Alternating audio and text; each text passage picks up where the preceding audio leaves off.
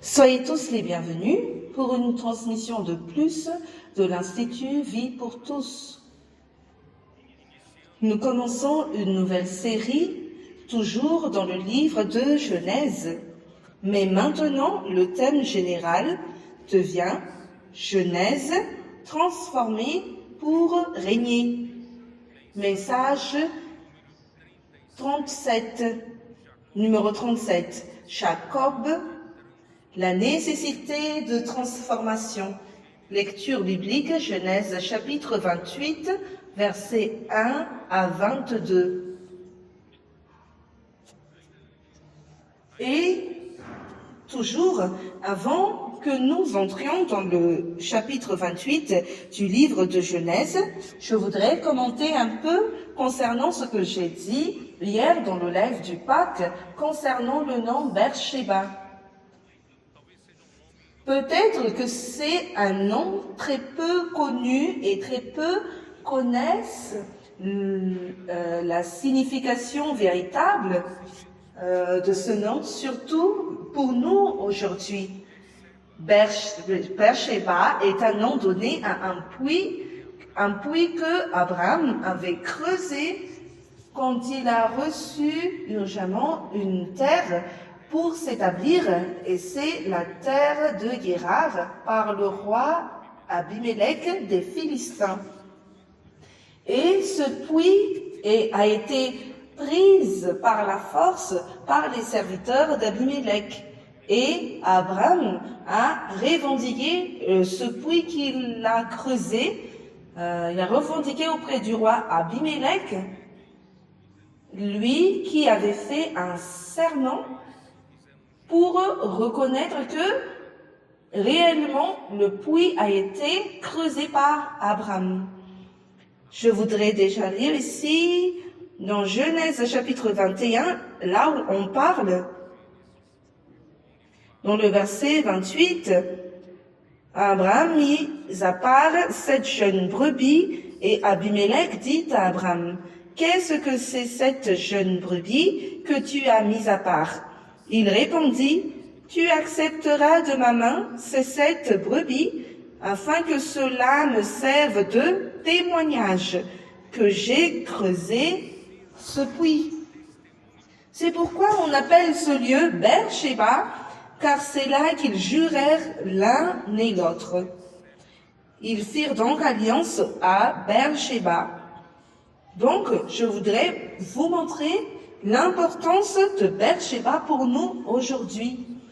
Beersheba, alors, c'est un nom qui a été donné, qui veut dire le puits des 7 à cause des 7 brebis, ou aussi le puits du serment. Quel serment a été fait entre Abraham et Abimelech, qui a montré que le puits a été ouvert par Abraham et que c'est à l'usage d'Abraham.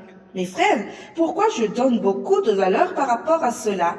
Parce que le puits est pour la survie de l'homme et l'eau est extrêmement nécessaire pour la survie des vies. Et nous ne sommes pas différents. Nous avons besoin d'eau pour survivre. Mais ce n'est pas quelconque eau. Nous avons besoin d'eau vive, le courant d'eau. Alors, cette histoire se complète avec l'histoire d'Isaac dans Genèse 26, là où Dieu a béni Isaac parce qu'il a hérité la bénédiction d'Abraham. Et la première année qu'il a semé sur la terre, il a recueilli le centuple. C'est très rare parce que quand vous avez une terre, il vous faut beaucoup de temps pour travailler la terre, pour produire.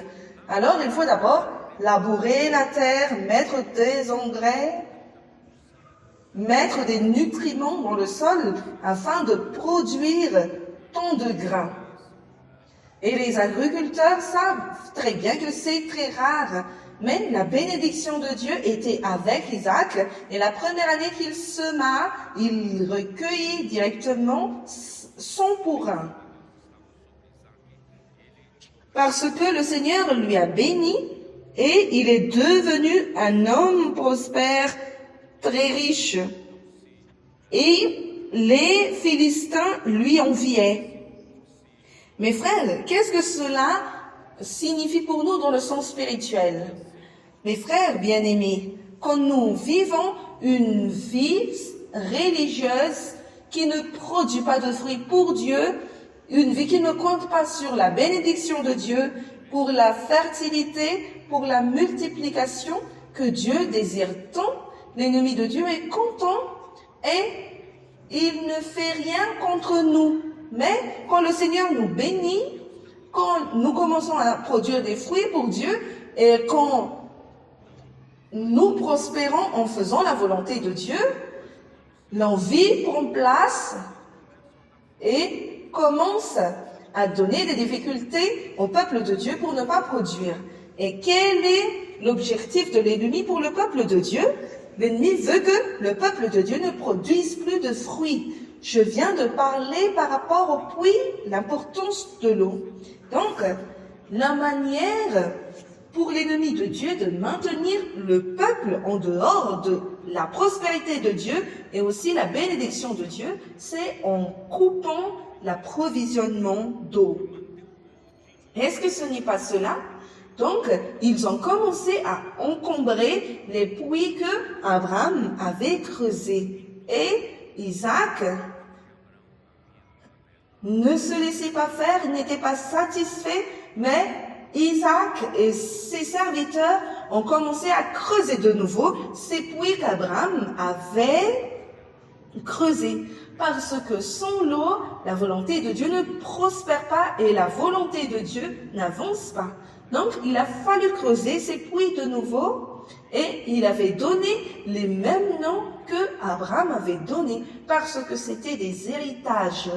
Un héritage qu'Isaac avait reçu comme nous aussi. Nous avons reçu des héritages sous le ministère du frère Dong et nous maintenons les mêmes noms, même si les Philistins revendiquent qu'ils sont les propriétaires des puits. Ce n'est pas vrai, mais ces puits ont été donnés, nous ont été donnés à travers le ministère du frère Dong.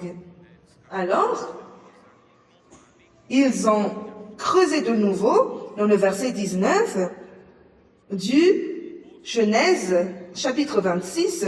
Les serviteurs d'Isaac creusèrent encore dans la vallée et y trouvèrent un puits. Ce n'est pas n'importe quel puits, mais c'était un puits d'eau vive. Puits d'eau vive. Quand j'étais à l'Équateur, mon traducteur pour espagnol lisait la version espagnole de la Bible et dans sa version en espagnol, il a été dit Davi Maestri, puits d'eau vive. Puits d'eau vive, c'est quoi une eau vive? C'est un courant d'eau, c'est de l'eau vive, ce n'est pas une eau stagnante. Mes frères, c'est d'une extrême importance pour nous. Nous ne buvons pas d'eau stagnante. Le Seigneur donne le meilleur pour son peuple. Le Seigneur ne donne pas une théologie systématique comme un puits d'eau stagnante, mais il nous donne à travers ses prophètes de l'eau vive, un courant d'eau. Où est-ce que je peux jurer de cela? Par exemple, dans le discours d'Étienne, dans Actes chapitre 7, il a dit que Moïse, comme prophète, qu'est-ce qu'il faisait? Qu'est-ce qu'il faisait? Il transmettait la parole vivante. Acte 7, 38. Ce Moïse qui, lors de l'assemblée au désert, étant avec l'ange qui lui parlait sur la montagne de Sinaï, et avec nos pères reçut des oracles vivants, paroles vivantes, pour nous les donner. Mes frères, le peuple de Dieu a besoin d'eau vive. Et Dieu nous donne la parole vivante à travers ses prophètes. Donc, mes frères, nous ne buvons pas de l'eau stagnante ou contenue dans un récipient, mais nous sommes en train de boire d'eau vive. L'eau d'hier, ce n'est pas la même eau d'aujourd'hui, parce que chaque jour, il y a de l'eau nouvelle, vivante, vive. C'est pourquoi Jésus a dit à la femme samaritaine dans Jean chapitre 4, « Si tu savais, celui qui te parle, toi tu lui demanderas, et il te donnera quoi? D'eau vive, l'eau vive. C'est toujours de l'eau vive nouvelle. » Et dans Jean chapitre 7, Jésus s'étant mis debout, il a crié le jour de la fête en disant, quoi? Celui qui croira en moi, des fleuves d'eau vive couleront de son sein. Fleuve d'eau vive, l'eau vive. Mes frères, ce n'est pas une théologie morte, ce n'est pas une connaissance biblique morte, mais c'est l'eau vive, la parole vivante du Dieu vivant. C'est pourquoi ce qui s'est passé avec Isaac s'est passé aussi à Beersheba. Et là, mes frères, cela nous montre Psaume 42. Psaume 42 nous compare à une biche, n'est-ce pas? Nous sommes une biche. En relation avec l'eau vive, nous sommes comme cette biche, une biche qui soupire, parce que notre vie, c'est la vie ou la mort. Si la biche ne trouve pas le courant d'eau, elle meurt. C'est sa survie, mes frères. Si nous n'avons pas l'eau vive, si nous n'avons pas la parole que le Seigneur nous parle à travers ses prophètes, la parole nouvelle tous les jours, sans cette parole, nous allons mourir. Non seulement nous allons mourir, mais nous n'aurons pas de la direction pour avancer. Et la volonté de Dieu ne prospère pas au milieu de nous. C'est pourquoi, mes frères, désespérément, nous devons nous comporter comme cette biche qui soupire. Psaume 42, verset 1. Comme une biche soupire après des courants d'eau, ainsi mon âme soupire après toi, ô Dieu. Mes frères bien-aimés, les adolescents bien-aimés jeunes, bien-aimés viande de David, nous tous, nous devons avoir ces attitudes, que notre âme soupire des courants d'eau comme la biche soupire pour Dieu. Seulement le Dieu vivant peut nous donner l'eau vive. Dans le verset 2, « Mon âme a soif de toi, du Dieu vivant. » Seulement du Dieu vivant, seulement ce Dieu vivant peut nous donner l'eau vive. Quand irai-je et paraîtrai-je devant la face de Dieu? Cette eau vive m'amène à la communion. C'est pourquoi un autre nom qui est important dans la marche d'Abraham, c'est Hébron, qui veut dire communion avec Dieu. Donc, quand entrai-je dans la communion avec Dieu? Quand entrai-je dans la communion avec le roi? Beersheba et Hébron. Et maintenant, nous arrivons à un autre nom qui dit Bethel. Vous ne savez pas pourquoi je donne de l'importance à ces trois noms. Parce que nous sommes en train de finir centre de convention Genèse à Estancia, Arvor et David.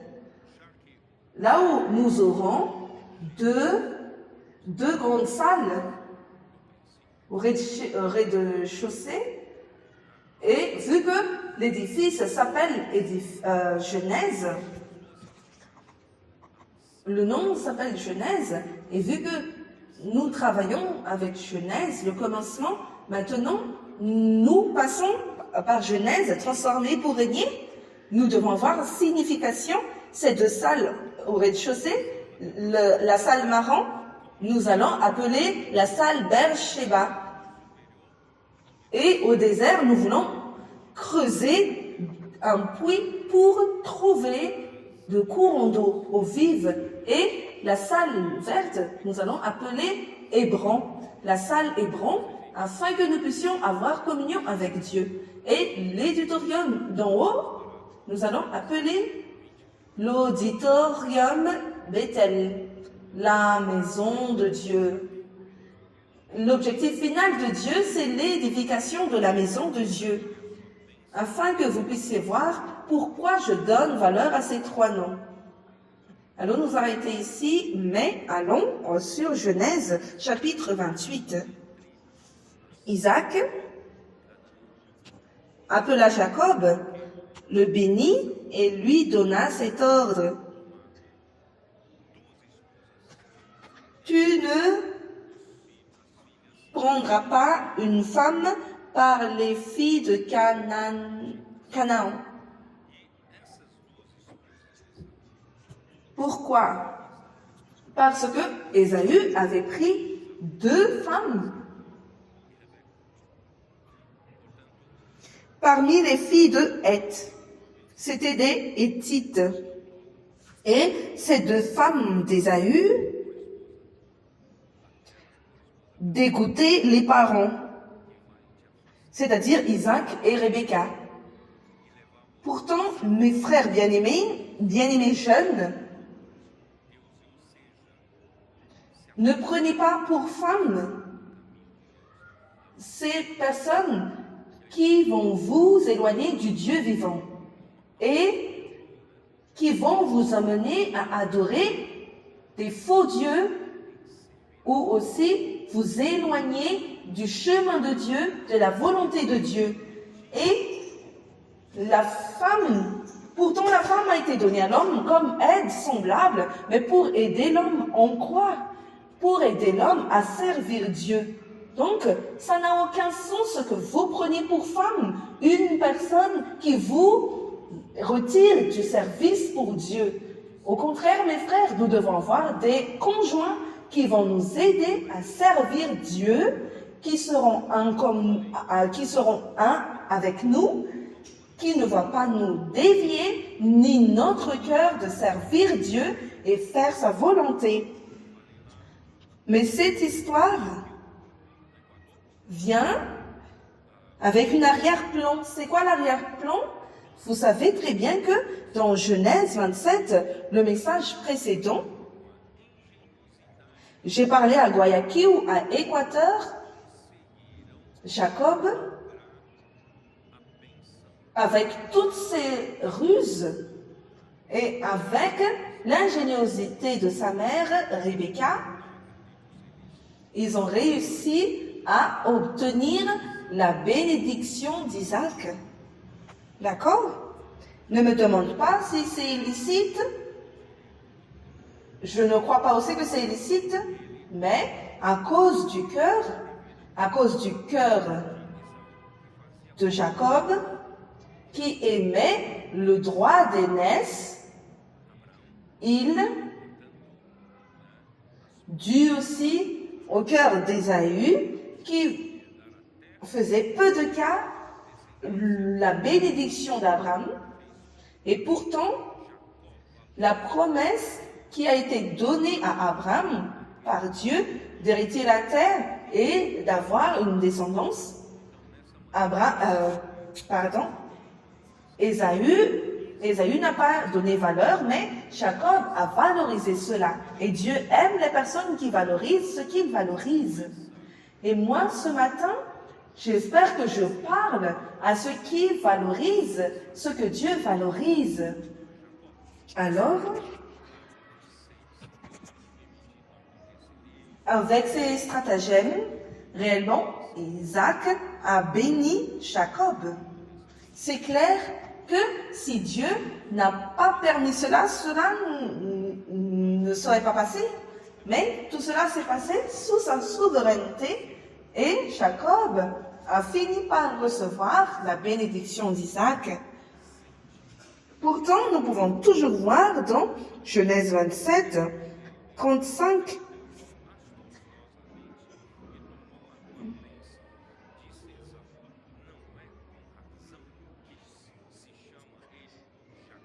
verset 37, Isaac répondit et dit à Ésaü, « Voici, je l'ai établi ton maître, et je lui ai donné tous ses frères pour serviteurs. »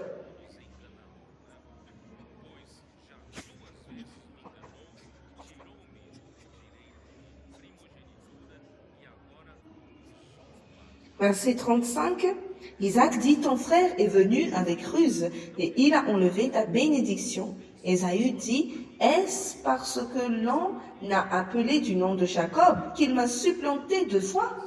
Son nom veut dire supplanteur ou trompeur.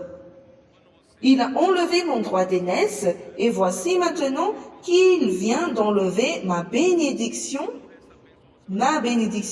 Et il dit, n'as-tu point réservé de bénédiction pour moi? C'est-à-dire, Père me donne une bénédiction. Mais la bénédiction, c'est une bénédiction. Quand vous n'avez pas la bénédiction, vous avez la malédiction. Quand vous ne valorisez pas la bénédiction, et après vous allez demander encore la bénédiction, il n'y a plus de bénédiction pour vous. Et s'il n'y a plus la bénédiction, il ne reste plus que la malédiction pour vous. C'est pourquoi traitez bien et valorisez bien la bénédiction de Dieu. Quand on parle de la bénédiction de Dieu, beaucoup de chrétiens pensent que Dieu va m'enrichir, Dieu va me donner beaucoup d'argent, Dieu va me donner beaucoup de maisons. Mes frères, ce n'est pas cette bénédiction-là. Bien sûr que Dieu peut te donner tout cela, mais la bénédiction principale, mes frères et sœurs, ce sont les promesses de Dieu. La promesse de fertilité, multiplication, produire des fruits pour Dieu, pour pouvoir faire la volonté de Dieu, qui est de ramener le royaume de Dieu sur terre. Cet objectif, la finalité, c'est la bénédiction de Dieu. Verset 37. Isaac répondit et dit à Ésaü, « Voici, je l'ai établi ton maître, et je lui ai donné tous ses frères pour serviteurs. » Je l'ai pourvu de blé et de vin. Que puis-je donc faire pour toi, mon fils? Qu'est-ce que je vais te donner? Je lui avais tout donné. Ésaü dit à son père, « N'as-tu que cette seule bénédiction, mon père? Bénis-moi aussi, mon père. » Et Ésaü éleva la voix et pleura. C'est tard maintenant. Pourtant, mes frères, je ne voudrais pas que vous pleurez après. Valorisez maintenant, valorisez maintenant. Et là, la bénédiction en réalité est devenue une malédiction. Isaac, son père, répondit et lui dit, « Voici, ta demeure sera privée de la graisse de la terre et de la rosée du ciel d'en haut. » Seigneur Jésus. Mes frères, la rosée représente Dieu et sa bénédiction qui tombe du ciel. Et pour nous, mes frères, cette rosée, goutte, c'est quoi? Rappelez-vous de Psaume 133. Ces gouttes de rosée, ces gouttes de rosée qui tombent sur la montagne de Sion, c'est montagne d'Hermon, comme l'huile qui tombe de la tête sur la barbe jusqu'à la barbe d'Aaron, et qui amène quoi? La bénédiction et la vie éternelle. Donc pour nous, mes frères, la rosée de Dieu, c'est pour amener la bénédiction de Dieu à son peuple et pour apporter la vie, car nous avons besoin de la vie. Et sans la vie, mes frères, l'œuvre de Dieu n'est pas réalisée. Et ces rosées montrent la vie. Imaginez, au désert, nous ne comprenons pas comment les bergers qui prenne soin de ses brebis. Là, au désert, il n'y a pas d'herbe, mais grâce à Dieu, la rosée tombe aussi dans le désert et ces rosées produisent la vie. Et avec ces choses, les troupeaux peuvent vivre. Donc, la rosée du ciel représente la bénédiction et la vie. Et nous avons besoin de la bénédiction et de la vie de Dieu pour l'éternité. Et qu'est-ce qui s'est passé?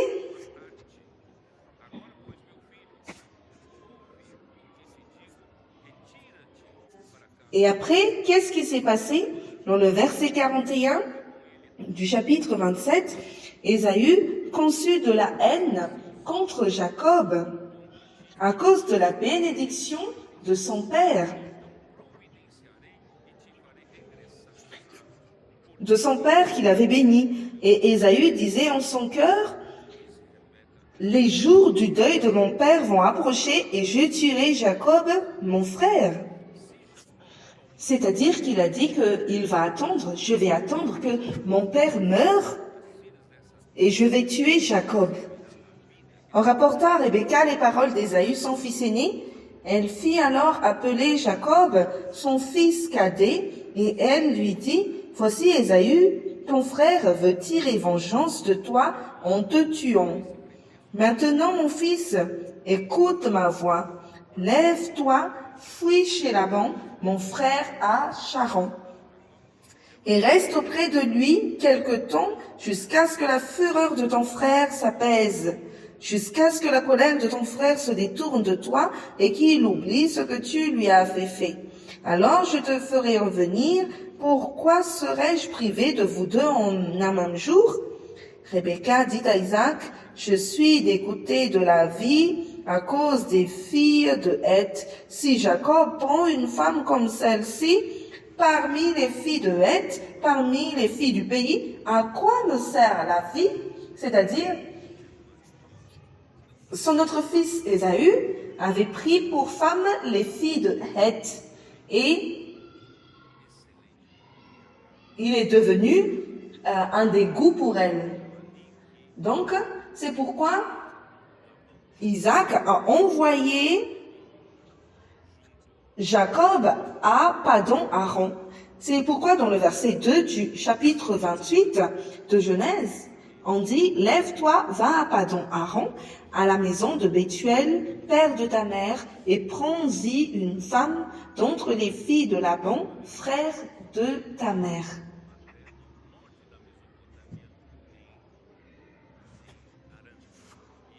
Seigneur Jésus. Où se trouve Paddan-Aram? J'ai déjà parlé par rapport à ça, d'accord? Paddan-Aram, c'est une pâturage. C'est une région pleine avec peu d'arbres, mais remplie de pâturage pour prendre soin des troupeaux. Et là, Laban était là-bas avec son père Bethuel. Ils se sont établis là-bas à Haran. Est-ce que vous vous rappelez que Abraham a d'origine dure en Chaldée, au sud de Mésopotamie, et quand Dieu lui a appelé, il est monté au nord de Mésopotamie, à Haran, et Paddan-Aram se trouve là-bas, dans cette région où on élève des troupeaux et des bétails. Et il est allé là-bas pour prendre fille de Laban comme épouse, parce que son père n'a pas voulu qu'il prenne une femme cananéenne. Verset 3, que le Dieu Tout-Puissant te bénisse. Ce Dieu Tout-Puissant, c'est l'El Shaddai. Avant d'entrer dans cela, je voudrais vous dire la chose suivante. Jacob, alors, a commencé une vie de souffrance parce que Dieu a voulu lui transformer, désire lui transformer. Est-ce que ta maman aussi est venue? Dieu aussi veut te transformer. Pourquoi Dieu veut te transformer? Parce que Dieu t'aime. Dieu a aimé Jacob, n'est-ce pas? Romains 9, 13.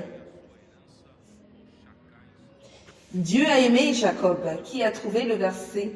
Romains 9, 13. Comme ce qui est écrit dans Malachie 1, 2, 3. Selon qu'il est écrit, j'ai aimé Jacob et j'ai haï Ésaü. Malachie.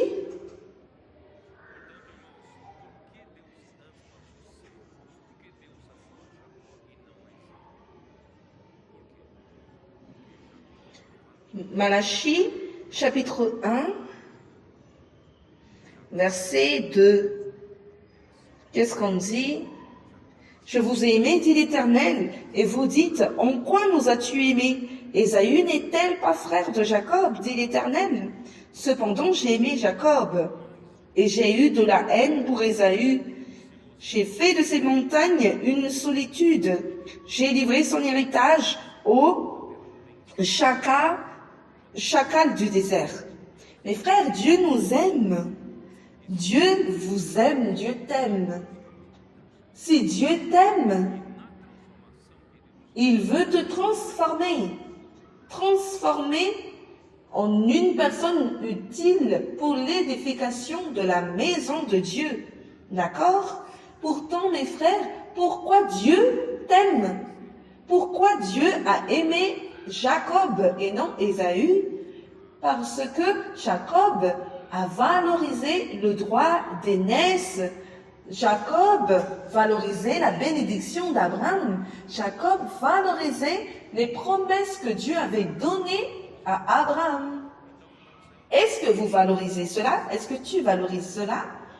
Plus que n'importe quelle chose de ce monde. Si réellement tu valorises le droit d'aînesse et si tu luttes pour la bénédiction de Dieu, aie la certitude que Dieu t'aime. Et si Dieu t'aime, Dieu veut te transformer. Et dans la transformation, bien-aimés frères et sœurs, on ne peut pas nous échapper, on ne peut pas s'échapper des souffrances. Afin qu'une végétale devienne en huile, il faut qu'elle soit pressée. Alors, afin que Dieu nous fasse devenir quelqu'un utile entre ses mains, il doit retirer les carapaces du vieil homme. Et seulement avec l'homme nouveau que Dieu arrive à édifier sa maison. Donc, c'est un processus nécessaire. Alors, valorisez ce que Dieu valorise. Et rappelez-vous, je vous ai dit plusieurs fois, allant dans Éphésiens chapitre 1, j'ai plusieurs fois mentionné, mes frères, que il n'y a pas de chose plus forte que la volonté de Dieu.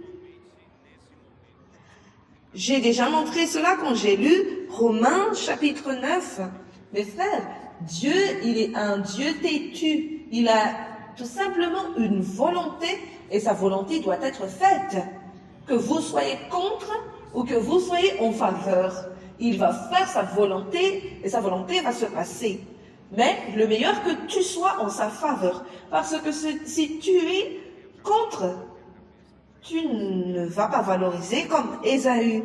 C'est pourquoi, mes frères, valorisons ce que Dieu valorise. Et qu'est-ce que Dieu valorise? C'est sa volonté. Et quelle est sa volonté? Je pose de nouveau cette question aux adolescents. Quelle est sa volonté? Faire de Christ la tête de toutes choses.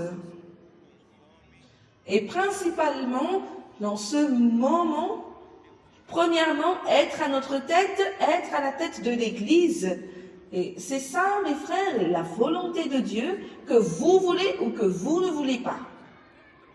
Et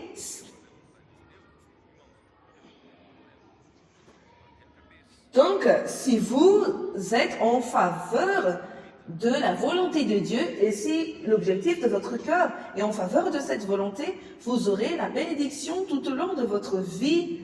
Mais si votre vie est autre, vous allez heurter votre tête contre les murs et ça va toujours continuer. Mais à la fin, vous allez toujours revenir à sa volonté, mais que ce soit maintenant. Et dans Éphésiens chapitre 1, verset 11, en lui, nous sommes aussi devenus héritiers, ayant été prédestinés, suivant la résolution de celui qui opère toutes choses d'après le conseil de sa volonté. Mes frères, Dieu ne fait pas de choses qui n'est pas selon le conseil de sa volonté. Donc, si mon objectif est contre l'objectif de Dieu, qui est sa volonté, j'aurai des problèmes, je vais heurter ma tête contre le mur pendant toute ma vie. Mais allons nous agenouiller, plier nos genoux et dire au Seigneur, Seigneur, je suis ici pour faire ta volonté. Et dans Proverbe 19, Seigneur Jésus, Proverbe 19, Proverbe 19, 21. Il y a dans le cœur de l'homme beaucoup de projets. Est-ce qu'il n'y a pas de projets, beaucoup de projets dans votre cœur? Vous avez 1000 projets. Je vais faire ceci, je vais avoir cela, je vais faire ceci et avoir cela.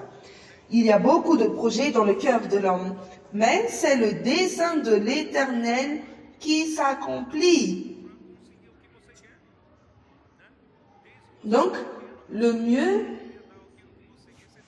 c'est de aligner les projets de votre cœur au dessein de Dieu, de l'Éternel, et vous allez prospérer. Donc, en plus d'avoir un cœur correct qui cherche le Seigneur, et donner valeur à ce qui a réellement de valeur. Et Jacob, depuis sa naissance, il luttait déjà avec ses ruses, avec sa force naturelle pour obtenir ce qu'il voulait. Mes frères, je voudrais vous dire, nous tous, chacun de nous tous, nous avons un peu de Jacob. Est-ce que vous savez cela? Vous avez un peu de Jacob, tu as un peu de Jacob. D'autres plus de Jacob, d'autres moins de Jacob. Mais vous allez faire tout ce que vous pouvez faire pour avoir ce que vous voulez. Depuis que vous étiez petite, quand maman ne veut pas donner ce que vous voulez, est-ce que vous n'utilisez pas votre ruse pour avoir ce que vous voulez de votre mère? Et ça, c'est Jacob. C'est pourquoi j'ai dit aux frères, nous sommes des Jacosés. Nous sommes très éveillés. Nous faisons tout pour que ce que nous voulons se passe, nous obtenions ce que nous voulons. Qui ici est Jacob? Nous tous, nous sommes Jacob. Mais un jour, vous allez faire une rencontre avec le Dieu Tout-Puissant. Après beaucoup de tentatives, d'utiliser vos astuces et ruses pour obtenir ce que vous voulez, jusqu'à un jour, le Seigneur va vous montrer que si ce n'était pas par la puissance de Dieu, par sa miséricorde, si ce n'était pas avec la volonté de Dieu, réellement et certainement, vous n'allez pas réussir. Mais réellement, beaucoup de choses que vous avez obtenues, vous pensez que c'est à cause de vous-même, mais c'est Dieu qui a permis. Donc, plus tôt vous avez de rencontre avec le Seigneur, le Dieu Tout-Puissant, le Dieu de gloire, Dieu El Shaddai, plus tôt vous allez trouver la solution dans votre vie qui est la transformation. Cette parole qu'Isaac a donnée ici, allons lire de nouveau Genèse, chapitre 28. C'est dans quel verset? Verset 3. Que le Dieu Tout-Puissant te bénisse, te rende fécond, te multiplie, afin que tu deviennes une multitude de peuples. Qu'il te donne la bénédiction d'Abraham à toi et à ta postérité avec toi, afin que tu possèdes le pays où tu habites comme étranger et qu'il a donné à Abraham. Mes frères, ça c'est la bénédiction. La bénédiction, c'est la terre. La bénédiction a à voir avec la descendance. Dieu était déjà en train de regarder Christ. Donc, Dieu, le Dieu Tout-Puissant, quand il a paru dans la vie d'Abraham, tout a changé. Est-ce que c'est ça ou ce n'est pas ça? Jusqu'au point qu'Abraham aussi luttait par ses propres forces. Dieu, au début, il était passif envers Dieu. Dieu lui a promis la terre et une descendance, à sa descendance. Mais de nouveau, Dieu lui parla pour confirmer sa promesse qu'il lui donnerait la terre là où il est étranger. Il lui donnera à sa descendance. Mais, à un moment donné, Abraham s'est tu parce que Dieu a beaucoup parlé de donner la terre à lui, à sa descendance, et il n'avait pas de fils, et il n'avait qu'une femme stérile. Est-ce que Dieu a oublié? Je vais rappeler au Seigneur que ma femme est stérile, je n'ai aucun enfant. Alors, il a pensé que c'était Eliezer, le serviteur, qui est de sa maison. Mais Dieu a dit, non, la descendance naîtra de toi. Mais là devient l'astuce de l'homme. Sarah a dit, j'ai une ressource, je ne peux pas te donner un enfant, mais j'ai ici une servante.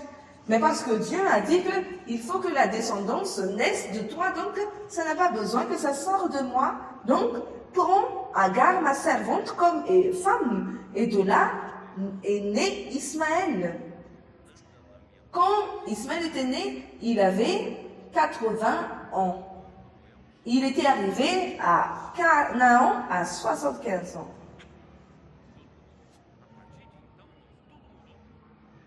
Il a essayé de tout faire afin que la volonté de Dieu s'accomplisse. Donc il avait 68 ans.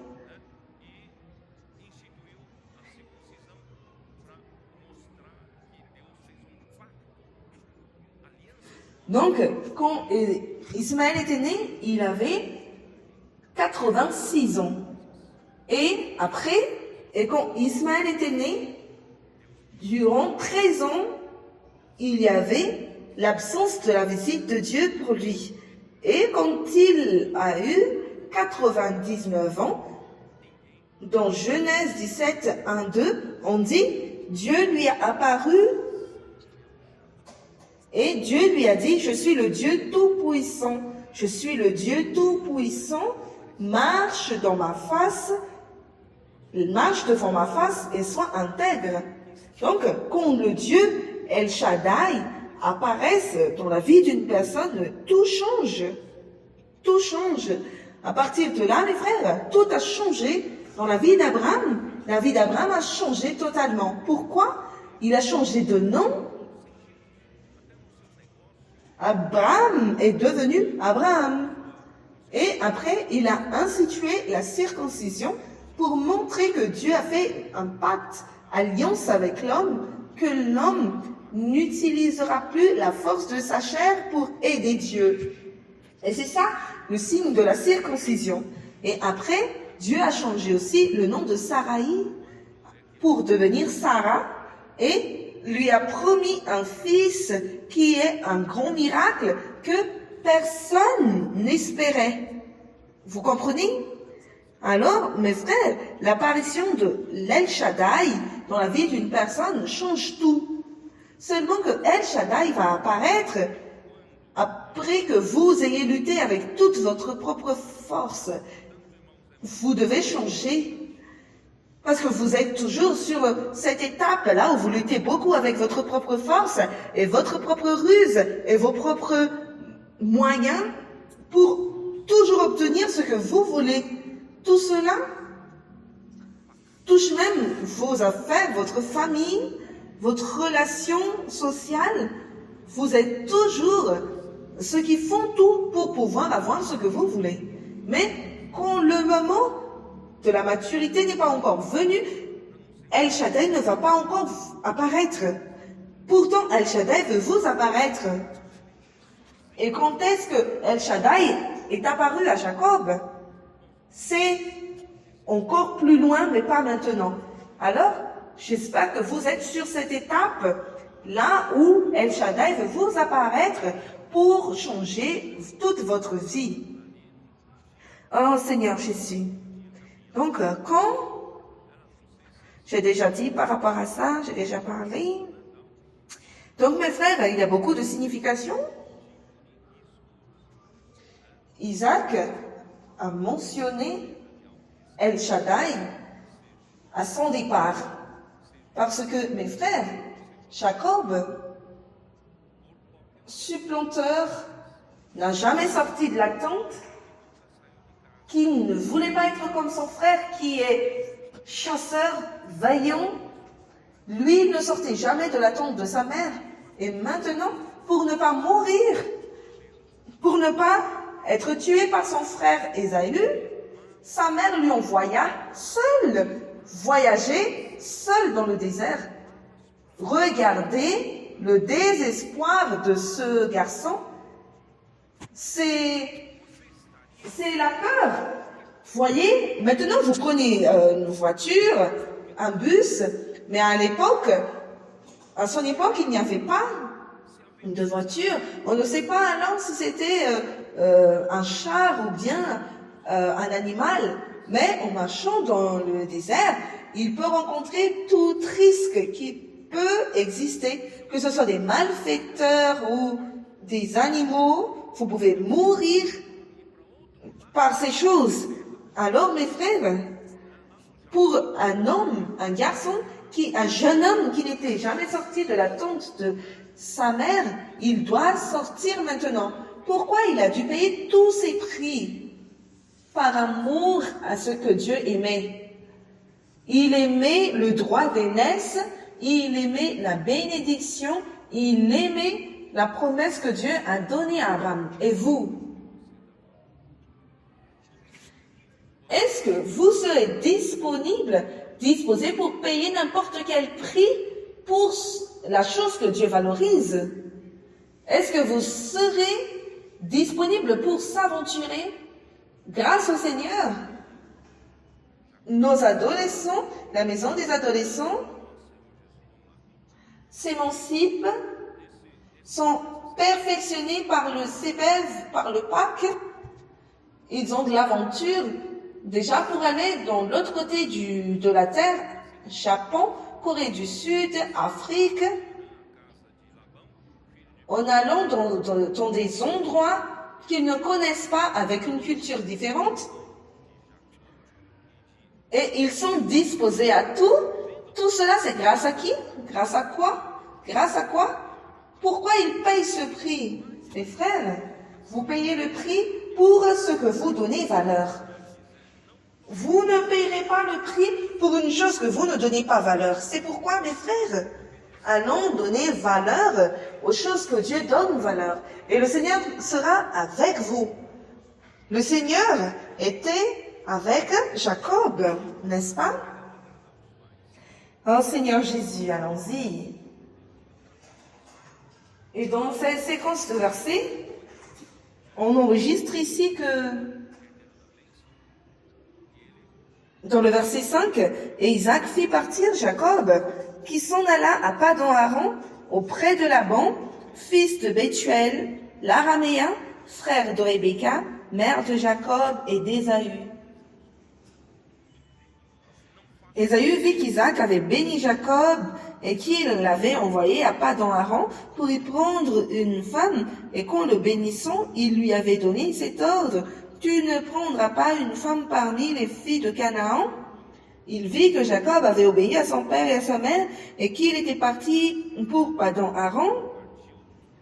C'est-à-dire, Ésaü a déjà pris pour femme les filles de Heth. Et il voulait être agréable à ses pères. Il a encore pris une femme, mais dans la maison d'Ismaël. Ismaël n'a pas été considéré par Dieu comme héritier de la bénédiction, mais il a encore tiré une flèche. Il a fait cela pour rien. Vous voyez à quel point c'est important de faire une chose avec vision spirituelle. Ne faites rien poussé par la chair naturelle. Rien ne vale. Il faut faire les choses spirituelles selon la parole de Dieu.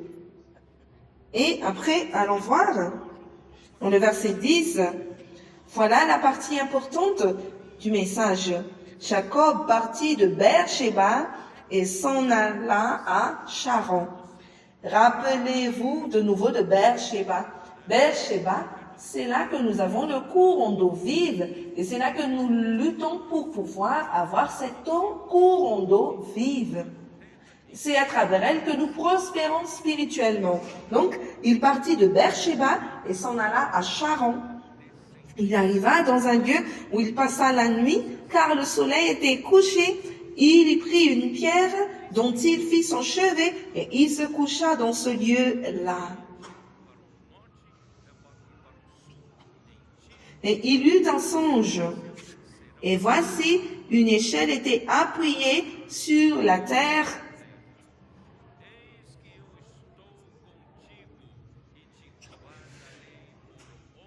Et son sommet touchait au ciel. Et voici, les anges de Dieu montaient et descendaient par cette échelle.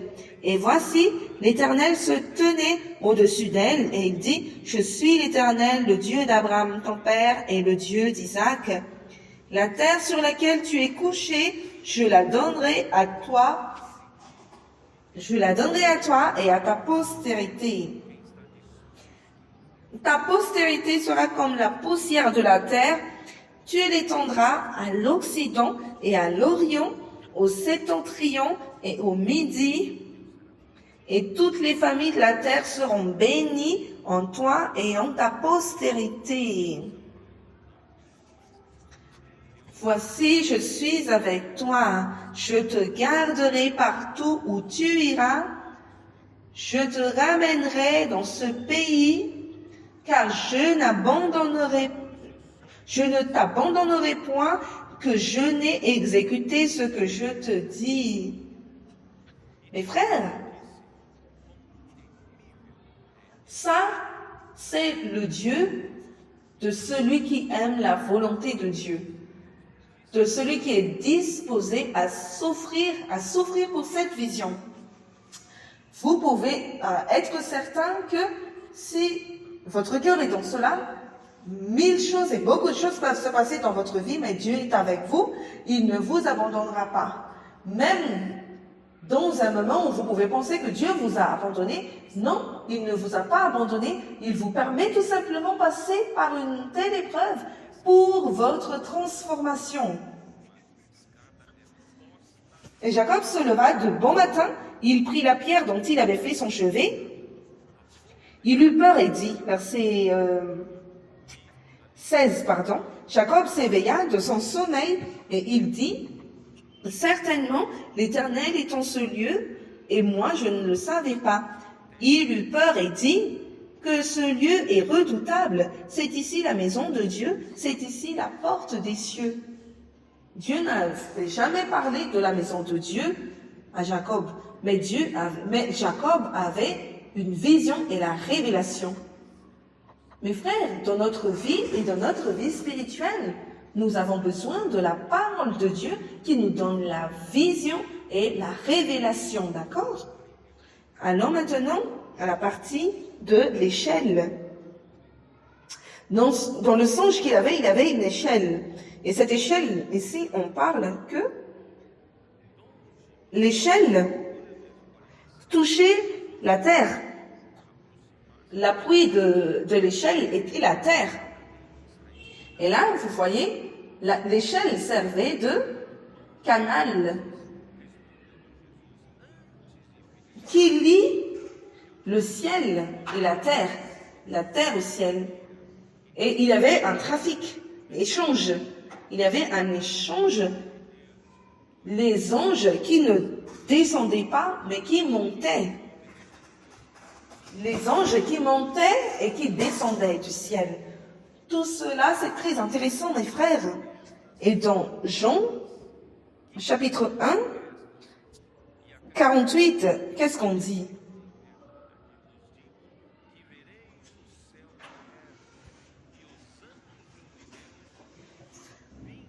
Nathanaël posa la question. Allons lire depuis 47. Jésus, voyant venir à lui Nathanaël, dit de lui, « Voici vraiment un Israélite dans lequel il n'y a point de fraude. D'où me connaissais-tu » lui dit Nathanaël.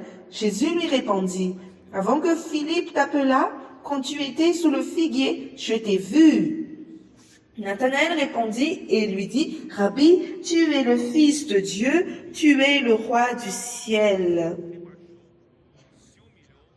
Jésus lui répondit, « Parce que je t'ai dit que je t'ai vu sous le figuier, tu crois? Tu verras de plus grandes choses que celle-ci. » Quelle est la plus grande chose que celle-ci? Il lui dit, « En vérité, vous verrez désormais le ciel ouvert et les anges de Dieu monter et descendre sur le Fils de l'homme. » Qui est l'échelle? L'échelle, c'est Christ. Ce n'est pas Christ avec sa divinité, mais Christ avec son humanité.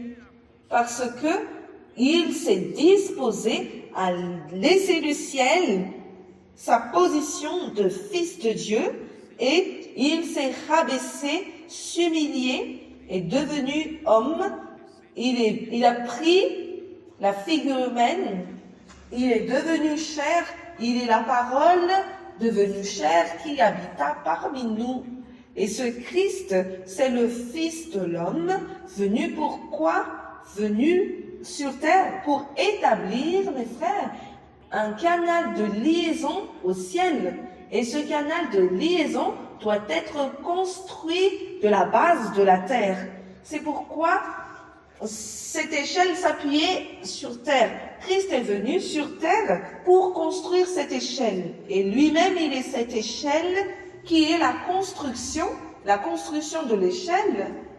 C'est son incarnation, sa vie humaine, en faisant la volonté de Dieu sur terre, en faisant son ministère terrestre, se passer, et après, pour compléter avec sa mort, la chose la plus merveilleuse du plan de Dieu, et Dieu lui a ressuscité, il est devenu esprit, et après il a été élevé à la droite de Dieu, il est assis à la droite de Dieu, et au-dessus de toute autorité et principauté qui peut exister. Ça, c'est l'échelle que Dieu a mis ici. Cette échelle, aujourd'hui, se trouve où? Se trouve dans l'Église. C'est pourquoi, quand Jacob s'est réveillé, il a dit, « Cet endroit est redoutable, je ne savais pas que Dieu est ici. » C'est la maison de Dieu, la porte du ciel. Mes frères, aujourd'hui, il existe une ambassade de Dieu sur terre, qui est l'Église. Dans l'Église, vous avez la porte du ciel. L'Église, c'est la porte du ciel, la maison de Dieu.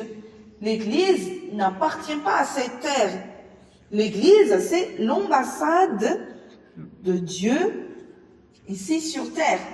Donc, dans l'Église, nous avons une échelle et cette échelle se communique au ciel. À partir de l'incarnation de Jésus, sa crucifixion, sa résurrection, son ascension.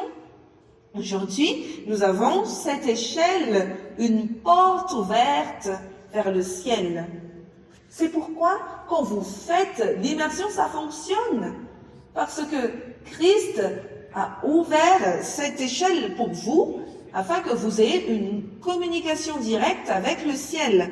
Et tout ce que vous faites ici sur terre, tout ce que l'Église fait ici sur terre, mes frères, ça a une communication de la terre au ciel. Et comment Jacob, il a vu cela? C'est à travers la révélation. Matthieu 16.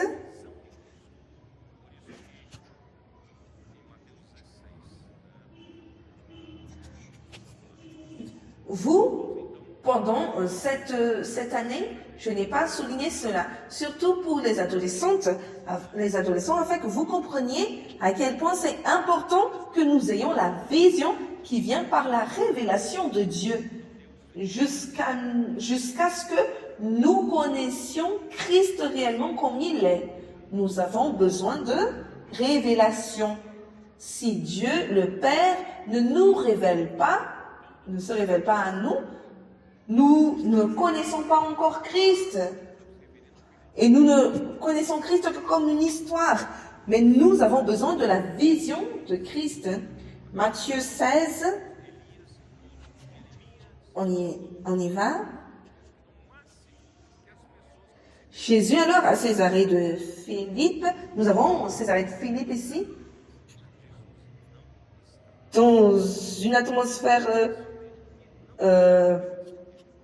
pur, il a demandé aux disciples, qu'est-ce que le peuple dit du Fils de l'homme, c'est-à-dire le peuple de Galilée, après qu'il est allé à Jérusalem. Il a dit, toutes ces personnes qui me suivent, qu'est-ce qu'ils pensent que qui je suis? Peut-être le Fils de l'homme, pas vraiment le Fils de Dieu, mais le Fils de l'homme. Mais après, les uns disent que tu es Jean-Baptiste, les autres Élie, les autres Jérémie ou l'un des prophètes. Donc pour d'autres, ils ont considéré Jésus seulement comme un des prophètes. Et Jésus n'était pas content. Dans le verset 14. Mes frères, nous avons besoin de la révélation de Dieu. Et là, qu'est-ce qui s'est passé? Verset 15. Et vous, leur dit-il, qui dites-vous que je suis? Vous êtes toujours avec moi, vous me suivez toujours, vous accompagnez toujours la parole prophétique et tout ce que je dis. Qui je suis pour vous? Et là, il répondit, Simon-Pierre répondit, tu es le Christ, le Fils du Dieu vivant. Maintenant, il a reçu quelque chose. Le Seigneur est satisfait. Tu es le Christ, pas uniquement un des prophètes, tu es le Christ, loin de Dieu, l'envoyé de Dieu, qui est le Fils du Dieu vivant. C'est pourquoi Dieu, il fait une œuvre vivante ici sur terre, parce que sa parole est vivante. Ce sont des courants d'eau vive que nous recevons de la parole de Dieu. Et Jésus, reprenant la parole, lui dit, tu es heureux Simon, fils de Jonas.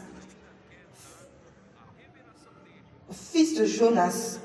Car ce ne sont pas la chair et le sang qui t'ont révélé cela, mais c'est mon Père qui est dans les cieux. Donc, mes frères, afin que nous puissions avoir une révélation, avec une vision spirituelle, nous avons besoin que Dieu nous révèle.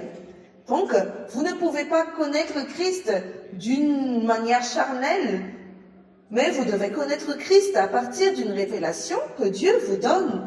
Si Dieu vous donne la révélation, vous allez dire aussi, tu es Christ, le Fils du Dieu vivant. Mais, il ne s'est pas arrêté là. Jésus encore a voulu donner une révélation de lui-même. Et moi, je te dis que tu es Pierre. Dieu, le Père, a révélé Christ aux disciples. Et maintenant, Christ veut apporter une révélation additionnelle. Moi, je te dis que tu es Pierre. Pierre, c'est-à-dire la pierre pour l'édification. Tu es Pierre, et que sur cette pierre, ici, on parle plus une grande pierre pour la fondation. Sur cette pierre, je bâtirai mon église et que les portes du séjour des morts ne prévaudront point contre elle. Mes frères, la révélation que Christ veut vous apporter, en plus que Dieu ait déjà donné la révélation sur Christ, Christ aussi veut vous montrer qu'il veut l'Église. Et Christ est venu ici comme oint de Dieu pour édifier l'Église. Et l'Église, mes frères, est celle qui va faire face à la porte de Hadès. Mais ces portes ne prévaudront point contre elle, ni les principautés, ni ténèbres. Mais l'Église sera édifiée et vaincra. C'est pourquoi, mes frères, nous avons besoin d'édification. La fin de semaine, j'étais très content. Son femme sont venues au CEPEV, venons de Sao Paulo pour aller là-bas. Et plusieurs choses se sont passées. TCI, maisons adolescents, vient y voir beaucoup de choses. Et j'étais très content avec l'histoire d'aujourd'hui. J'ai déjà tiré les oreilles des hommes directement. On m'a dit que en mars, on a marqué la venue de 100 hommes au CEPEV. Et ils ont dit que même avant que vous nous tirez les oreilles, on a déjà marqué cela. Mais mes frères, on peut remarquer que les choses se passent. Est-ce que ce n'est pas cela? Les choses se passent. Et le Seigneur, vous voyez, les frères sont en train de servir, vont par-ci et par-là, dans les rues, pour prêcher l'évangile, pour avoir des expériences vivantes. Mais ça, c'est merveilleux, seulement qu'il y a un problème. Quand nous sortons ensemble, dans les réunions, assis ensemble, l'un à côté de l'autre, je ne montre pas beaucoup mes réserves. Mais mes frères, ça va, et toi aussi, ça va, oui. Et on s'embrasse, mais quand on serve ensemble, j'ai mon opinion, tu as ton opinion. Je suis rapide, tu es très lente. Je voudrais aller à gauche, toi tu veux aller à droite. Est-ce que cela ne se passe pas? Ah, vous savez tellement cela. Très bien. Mes frères, servir ensemble, il y a les conflits qui se passent. Ces réserves commencent, ces épines commencent à blesser les autres. Ça, c'est bien, mes frères. Ça nous apporte la santé. Dieu veut nous édifier. Et l'édification passe par ces processus. Sinon, nous serons toujours cachés à la maison.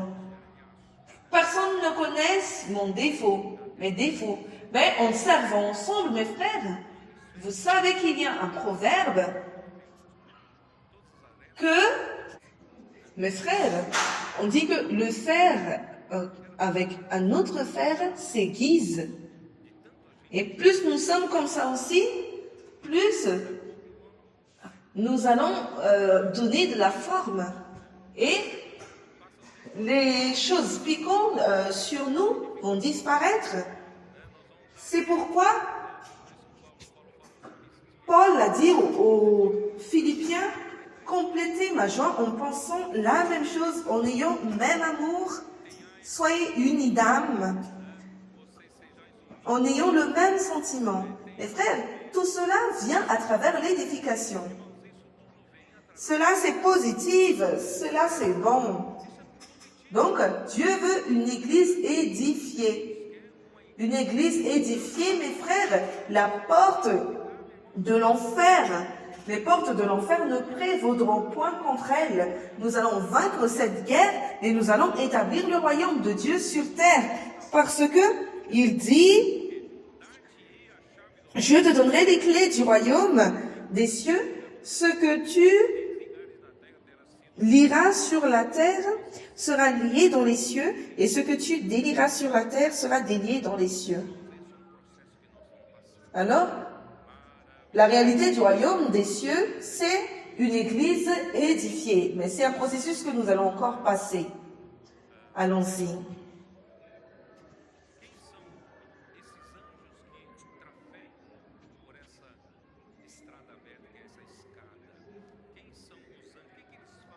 Et qui sont ces anges qui montaient et descendaient sur l'échelle? Qu'est-ce qu'ils étaient en train de faire? C'est un mystère.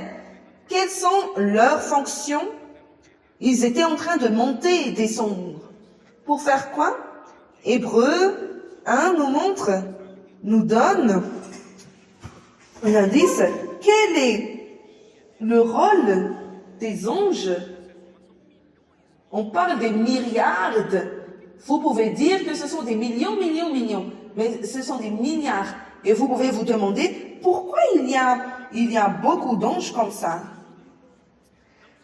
Hébreux 1,14, ne sont-ils pas tous des esprits au service de Dieu, envoyés pour exercer un ministère, c'est-à-dire ils sont des serviteurs, des ministres, c'est-à-dire des serviteurs. Par exemple, un serveur, c'est un ministre. Un réceptionniste, c'est un ministre. Tout ce qui vous servent, ce sont des ministres. Ils sont là pour servir. Ils sont des serviteurs de Dieu pour servir qui? En faveur de ceux qui doivent, héritiers, envoyés pour exercer un ministère en faveur de ceux qui doivent hériter du salut. Ceux qui aiment le droit d'aînesse, ceux qui aiment ce que Dieu valorise et aime.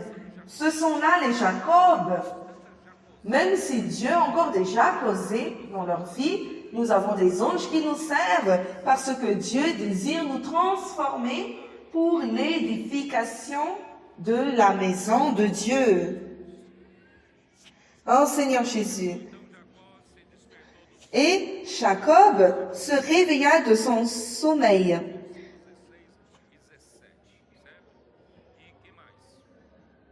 Dans le verset 16-17. 18. Et Jacob se leva de bon matin.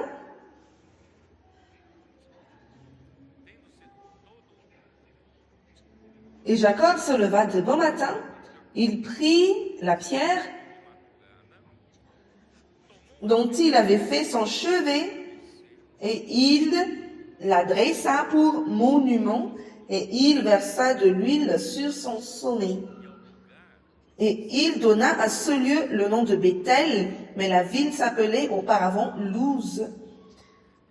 Béthel signifie la maison de Dieu. Mais je voudrais vous dire la chose suivante. Tout processus pour l'édification de la maison de Dieu, depuis l'appel jusqu'à la transformation que Jacob va passer, l'édification, mes frères, tout dépend de cette fonction de Christ d'être l'échelle qui fait la liaison de la terre au ciel. Sinon, mes frères, rien ne va fonctionner. Et même, mes frères, pour ma transformation, parce que ici, il y a Christ qui fait la communication avec le ciel. Et tous mes frères visent à nous transformer, à nous édifier, parce que notre destin final, mes frères, c'est de nous glorifier. C'est la gloire de Dieu.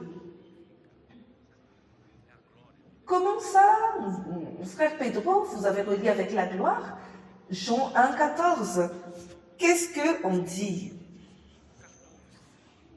La parole s'est faite chair.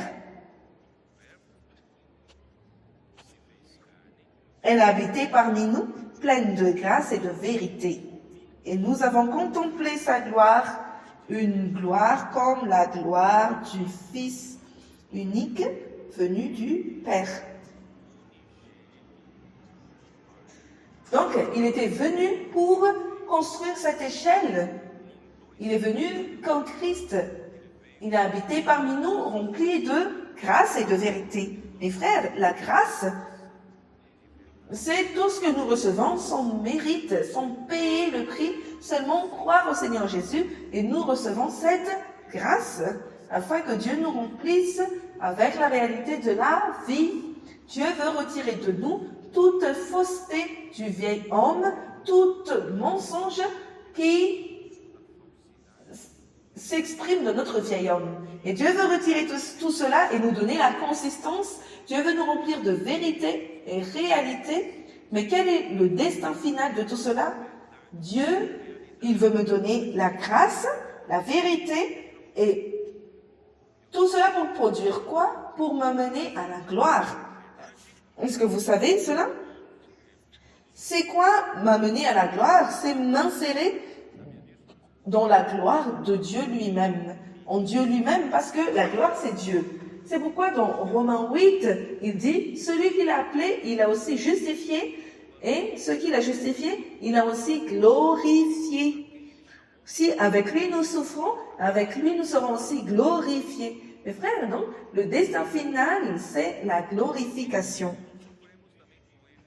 C'est pourquoi dans 1 Pierre 5,10, qu'est-ce qu'on dit?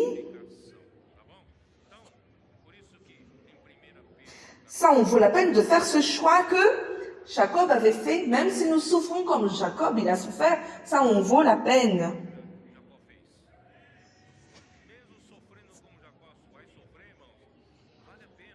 « 1 Pierre 5,10 » Le Dieu de toute grâce, qui vous a appelé en Jésus-Christ à sa gloire éternelle, après que vous auriez souffert un peu de temps, vous perfectionnera lui-même, vous affermira, vous fortifiera, vous rendra inébranlable. Seigneur Jésus. Et Bethel, c'est la maison de Dieu. Nous pouvons voir cela dans 1 Timothée 3, 15. 1 Timothée 3, 15. Mais afin que tu saches, si je tarde, comment il faut se conduire dans la maison de Dieu, qui est l'église de Dieu vivant. La maison de Dieu, qui est la maison de Dieu.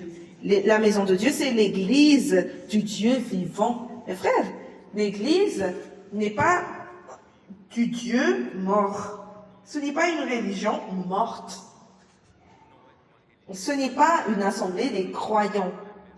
Mais l'église appartient au Dieu vivant qui nous parle avec ses paroles vivantes, qui nous alimente avec l'eau vive, afin de nous transformer, afin que nous fassions la volonté de Dieu.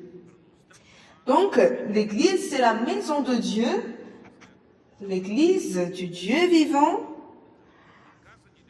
la colonne et l'appui de la vérité. L'église, c'est ce qui appuie la vérité. Et par sa grâce, nous sommes remplis de vérité à notre intérieur, nous sommes remplis de vérité dans notre consistance, et nous pouvons soutenir l'unique vérité de cet univers qui est Christ lui-même. C'est à cela que l'Église sert. Et quelle est la réaction de Jacob quand il a vu cela?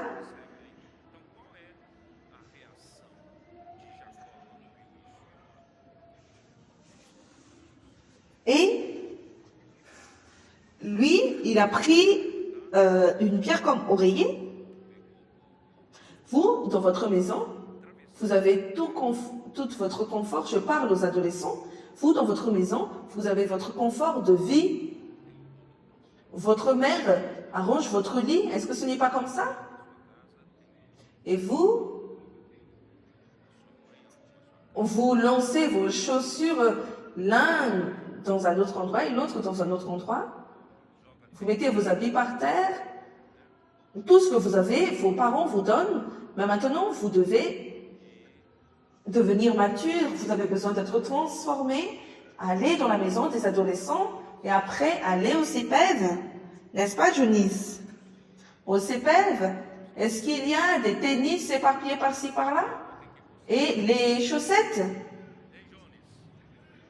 Vous devez apprendre à être discipliné. Jacob avait tout dans sa tente. Sa maman faisait la nourriture pour lui, et là, il est dans le désert seul. Et il n'avait pas un oreiller doux. Je sais qu'il y a des adolescents qui ne dorment pas s'ils n'ont pas leur propre oreiller. Et quand ils voyagent, ils ont besoin de mener leur oreiller. Des enfants gâtés. Mais maintenant, c'est fini. Un oreiller qui était doux est devenu une pierre dure. Une pierre dure. Il a pris une pierre et dormi dessus comme un oreiller. Et est-ce que vous dormez sur un lit confortable? Mais ce que Jacob avait vécu, c'est un prix qu'il a payé parce qu'il aimait le droit d'aînesse, parce qu'il aimait Dieu et qu'il aimait les promesses de Dieu. Adolescent, ça en vaut la peine de payer le prix. Vous allez voir que la gloire qui est réservée pour vous, mes frères, un jour vous allez dire, ça en valait la peine. Ça en valait la peine. Est-ce que vous allez arrêter de vivre comme un garçon pour devenir des hommes? Est-ce que vous allez arrêter de vivre comme des enfants gâtés pour passer sur des situations, difficultés de la vie, souffrances, tribulations, et à la fin, qu'est-ce qui va rester? C'est un homme résilient. Dieu peut compter sur vous pour ouvrir son œuvre dans un nouveau endroit, prêcher l'évangile du royaume dans toute la terre habitée, afin que le Seigneur revienne. Est-ce que vous êtes disposés? Ceux qui ne sont pas disposés, mieux vaut abandonner maintenant. Non, j'abandonne, je ne veux pas de cette vie. Très bien. Vous allez choisir la vie d'Ésaü. Mais Jacob n'a pas choisi la vie d'Ésaü. Qu'est-ce qu'il a fait? Il a pris la pierre dont il avait fait son chevet. Et il la dressa pour monument. Qu'est-ce que cela veut dire, mes frères? Beaucoup de chrétiens viennent à l'église, courent après Christ, mais pour ses propres bénéfices. Moi, je voudrais Christ parce qu'il me donne la paix. Moi, je veux Christ parce qu'il me donne la vie, il me donne la nourriture, il me donne le confort. Parce que c'est lui qui fait prospérer ma vie. Mon mari était un buveur d'alcool et grâce au Seigneur, après que Christ est entré dans notre vie, les choses ont changé. Et donc, mes frères, vous connaissez toujours Christ jusqu'à maintenant comme votre oreiller. Tout est pour vous, tout est pour votre bénéfice. Christ pour moi est ceci. Un jour, mes frères, que vous allez rencontrer quelque chose qui vous insatisfait dans l'église, vous allez sortir dehors parce que toute votre vie tourne autour de vous. Mais dans la première difficulté, au premier conflit avec un frère ou une sœur, vous voulez déjà sortir dehors et quitter. Et vous utilisez Christ comme un oreiller, comme votre chevet. Mais après ce songe, votre vie doit changer.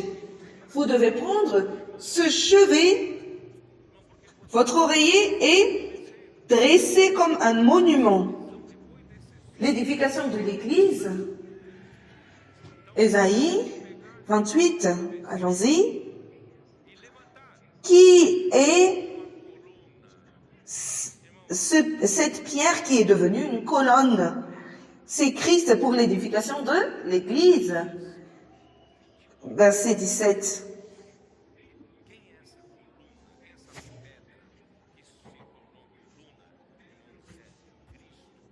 Le verset 16 dit, « C'est pourquoi ainsi parle le Seigneur l'Éternel.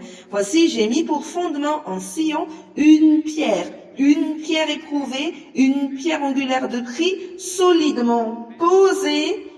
Celui qui la prendra pour appui n'aura point hâte de fuir. » Donc, Christ, mes frères, qui se présente ici, ce n'est plus le chevet, notre oreiller. Que Christ, c'est ceci pour moi. Christ pour moi est ceci. Mais c'est Christ comme une colonne qui est prête à soutenir des charges. L'Église a besoin des personnes qui portent des charges, mais pas seulement des personnes qui cherchent le confort. L'œuvre du Seigneur a beaucoup de charges à porter. Et comment l'Évangile va se propager dans tout le monde entier, mes frères, s'il n'y a pas de personnes qui portent la charge. Mes frères, nous devons nous disposer à porter des charges. Où sont les vaillants de David? Vous êtes en train de fuir. Vous fouillez la charge. Mes frères, c'est l'heure pour vous d'assumer votre responsabilité. Vous avez besoin de vous lever, prendre la pierre de votre chevet et soulever la pierre comme un monument. Et avec Christ, vous devez construire la maison de Dieu. Actes chapitre 4, verset 11. Est-ce que vous savez que si vous vivez une vie d'église seule, en pensant uniquement à vous, que vous êtes le centre de tout, un jour, mes frères, tout cela va devenir son sens de nouveau. Tout deviendra routine et vous vous préoccupez de nouveau de vos propres choses. Vous allez retourner dans vos angoisses, stress, et vous allez voir les psychologues, les psychiatres. Pourquoi? Parce que votre concentration a changé de nouveau, votre nord a changé. Mes frères, ce n'est pas pour être comme ça. Mes frères, allons porter les charges. C'est pourquoi Jésus a dit, mon joug est léger et mon fardeau. Donc, prenez mon fardeau et mon joug et vous allez trouver le repos de votre âme. Mais si vous continuez à ne pas prendre cette charge et que vous allez porter les charges de cette vie au retour, vous allez perdre le sens. Mais si vous portez les charges du Seigneur, vous allez voir le Seigneur porter votre charge. Est-ce que vous êtes d'accord? Acte 4, 11. Jésus est la pierre rejetée par vous qui bâtissez et qui est devenue la principale de l'angle. C'est pourquoi, mes frères, avant que nous recevons la révélation concernant la construction de la maison de Dieu, avant que nous recevons la révélation sur l'édification de la maison de Dieu, Christ était uniquement pour notre réconfort et notre repos. Et nous l'utilisons tous après la révélation de Dieu, mes frères. Tout a changé dans la vie de Jacob. Et comme cela aussi devrait être votre vie, vous ne devrez plus être le centre de tout. Vous devrez arrêter d'être égocentrique. Nous devons avoir Christ comme centre et édifier la maison de Dieu. Voyez ici, il y a des colonnes ici. Regardez, ce sont des colonnes. Les colonnes, c'est l'élément structurel des édifices. Vous voyez ici, il y en a plusieurs ici. Et celui qui porte les charges dans un bâtiment, ce sont les colonnes. L'Église a besoin des colonnes. Je vous appelle pour devenir des colonnes. Ne fouillez pas la responsabilité. Il y a des frères qui sont très lisses, comme les savants. Vous prenez comme ça et comme si vous l'appelez pour servir. Alors servir, il fouille directement comme des savons glissants.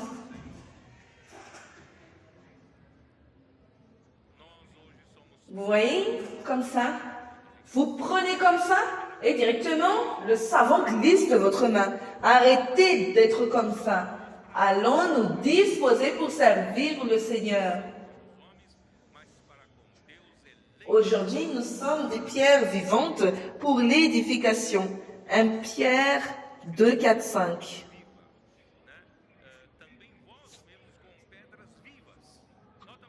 Approchez-vous de lui, pierre vivante, rejetée par les hommes, mais choisie et précieuse devant Dieu.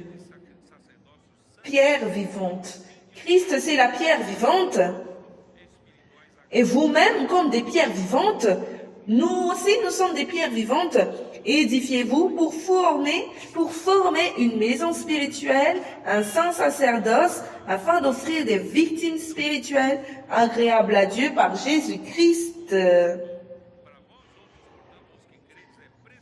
Parce que cela, c'est écrit dans l'Écriture.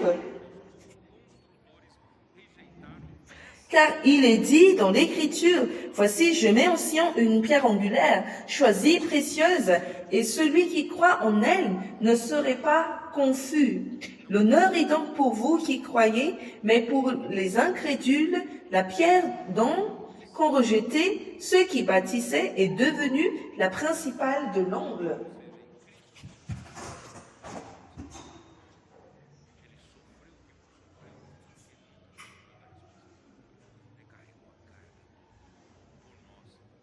Ne fouillez pas de la charge. Ne fouillez pas la responsabilité. C'est avec vous maintenant. Le Seigneur a besoin de l'Église, de ceux qui ne fouillent pas la responsabilité. Vous voyez Christ, il n'a jamais fouillé la responsabilité. Il a beaucoup souffert ce qu'il a dû souffrir parce qu'il n'a pas fouillé la responsabilité. Il a porté la charge pour nous. Même après sa mort et la résurrection, il continue de porter parce qu'il est la pierre angulaire pour l'édification de l'Église du Seigneur. L'objectif de tout cela, mes frères, c'est afin que Dieu puisse recevoir une habitation en esprit. Éphésiens 2, dernier verset, qu'est-ce qu'on dit?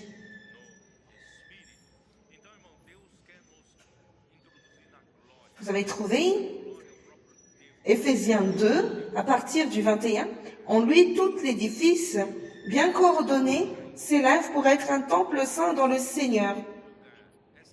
En lui, vous êtes aussi édifiés pour être une habitation de Dieu en esprit. Donc, mes frères, Dieu veut nous introduire dans la gloire, et cette gloire, c'est Dieu lui-même. Pourquoi? Parce que Dieu veut faire de nous un lieu d'habitation afin que Dieu entre dans le repos. Mais ce lieu d'habitation pour le repos de Dieu, c'est aussi une habitation pour nous. Un lieu d'habitation pour Dieu et les hommes. Ça se trouve dans Apocalypse 21, 13. Ça déjà, c'est dans l'éternité. Dans le verset 1, il dit, « Puis je vis un nouveau ciel et une nouvelle terre, car le premier ciel et la première terre avaient disparu, et la mer n'était plus. Et je vis descendre du ciel, d'auprès de Dieu, la ville sainte, la nouvelle Jérusalem, préparée comme une épouse. » Cette nouvelle Jérusalem, mes frères, c'est l'Église édifiée. C'est déjà dans l'éternité. Et j'entendis du trône une forte voix qui disait, « Voici le tabernacle de Dieu avec les hommes. » Cette habitation n'est plus de Dieu parce que l'homme a été déjà introduit dans l'homme, et l'homme est glorifié. Et maintenant, c'est l'Église, mais demain, ça va être un lieu d'habitation de Dieu avec les hommes. Même Dieu, il a changé son nom. Dieu habitera avec eux, ils seront son peuple, et Dieu lui-même sera avec eux. Je vais lire de la version de la Bible à Jérusalem. Il habitera, c'est-à-dire Dieu habitera. Dieu habitera, et après, il y a un nom composé, et il habitera avec eux. C'est-à-dire, le nom de Dieu, c'est Dieu avec les hommes. Et Dieu avec lui sera leur Dieu. Après avoir vu tout cela, Jacob a dit une chose. Allons lire le vœu qu'il avait fait. Quel vœu il avait fait? Genèse 28, 20. Jacob fit un vœu en disant, « Si Dieu est avec moi et me garde pendant ce voyage que je fais, s'il me donne du pain à manger et des habits pour me vêtir, et si je retourne en paix à la maison de mon Père, alors l'Éternel sera mon Dieu. » Mais quel bel échange! Il veut tout. Ce n'est pas qu'il ne veut rien. Ici, on peut voir qu'il s'est senti seul et aussi dans l'insécurité. Il n'avait que Dieu pour l'aider. Il avait peur du lendemain. S'il n'y aura pas de nourriture pour le lendemain, ni des habits pour se vêtir. Il était préoccupé par rapport à tout cela. Et il a dit que si le Seigneur prend soin de moi et qu'il me ramène ici en paix, alors l'Éternel sera mon Dieu. Vous voyez maintenant comment il est Jacob, hein? Jacob, c'est Jacob. Cette pierre que j'ai dressée pour monument sera la maison de Dieu, et je te donnerai la dîme de tout ce que tu me donneras. D'accord? Donc ça, c'est un vœu, c'est le vœu que Jacob avait fait. La dîme, mes frères, première mention de la dîme, premièrement, c'était avec Abraham, quand Abraham était revenu avec la victoire contre les 4 rois pour épargner, pour sauver Lot et sa famille. Après, un grand sacrificateur est apparu mystérieusement, c'est Melchizedek. Il était supérieur à Abraham. Parce que c'est le plus petit qui donne sa dîme au plus grand. Et Abraham donnait la dîme de tout ce qu'il avait. Et là commence cette question de 10%. Et Jacob aussi était un bon négociateur. Il a négocié bien. Il était généreux. Mais cette pratique de dîme, mes frères, c'est une pratique que le peuple d'Israël a suivi littéralement, que même dans... Est-ce que vous vous rappelez de l'histoire du pharisien et le publicain dans Luc 18? Qu'est-ce que le pharisien avait fait?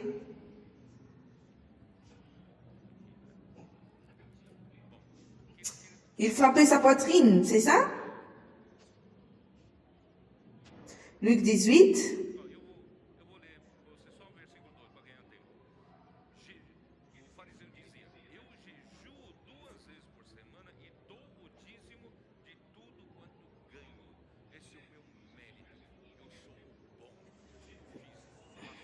Et le pharisien disait,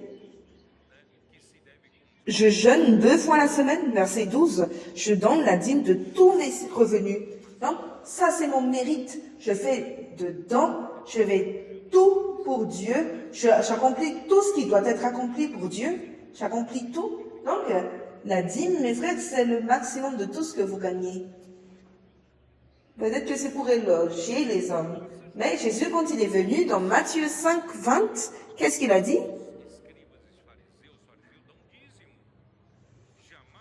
Car je vous le dis, si votre justice ne surpasse pas celle des scribes et des pharisiens, donc ils donnent leur dîme, vous n'entrerez point dans le royaume des cieux. Mes frères, maintenant nous sommes dans une autre phase, nous avons le Dieu vivant que nous servons, nous ne servons pas dans la vieillesse de la lettre.